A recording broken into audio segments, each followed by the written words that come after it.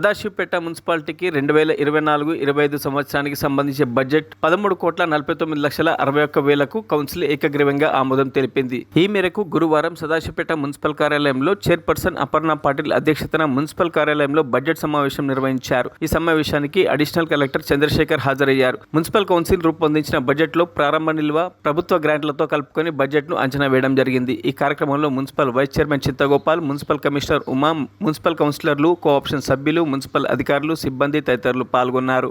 ఆర్థిక సంవత్సరం 2024-25కి సంబంధించినటువంటి ఆర్థిక సంవత్సరానికి సంబంధించినటువంటి అంచనాలు మీ ముందు ప్రవేశపెట్టడం జరిగింది.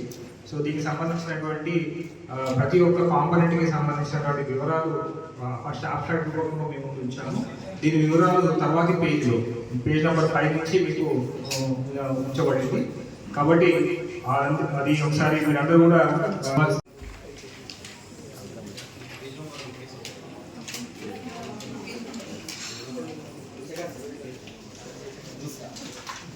మరియు సవరించిన బడ్జెట్ వివరములు తేదీ 1/4/2023 ప్రారంభ కొన్ని వార్డ్స్లో వర్క్ జరిగినాయి సార్, కొన్ని వార్డ్స్లో వర్క్ జరగలేదు.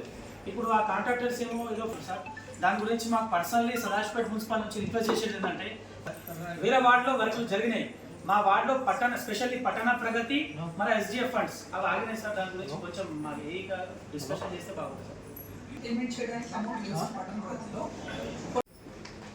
సదాశివపేట పట్టణ మున్సిపల్ బడ్జెట్ సమావేశం అడిషనల్ కలెక్టర్ గారు, మున్సిపల్ చైర్పర్సన్ గారు, మున్సిపల్ కమిషనర్ గారు, municipal commissioners, councillors, administration, co-option మెంబర్లు ఈ 2000